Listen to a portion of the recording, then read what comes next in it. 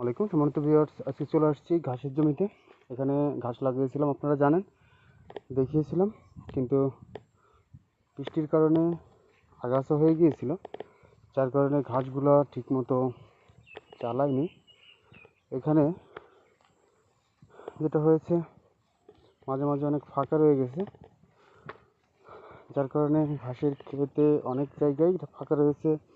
এই ফাঁকাগুলো fill up না করলে ঘাসের ফলনে মারাত্মক ব্যাঘাত ঘটবে।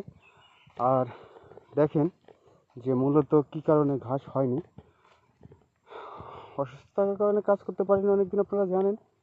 সেই হিসাবে এই পরিমাণ ঘাস হচ্ছে, ঘাসের ভিতরে হয়েছিল আগাছা, যার কারণে ঘাস ভালো মতো হয়নি। এখন যেটা করব সেটা হচ্ছে যে, আপনারা ইতিমধ্যে দেখে ফেলেছেন যে আমি কিছু ঘাসের মূল কাটিং করেছি এখান দিয়ে খুশি দেওয়ার জন্য। যেখানে যেখানে লাইনের দূরত্ব পাতলা হয়ে গেছে, ঠিক সেইখানে আমি চারাগুলা কাটিংগুলো দিয়ে দিব। এই হচ্ছে কাটিং।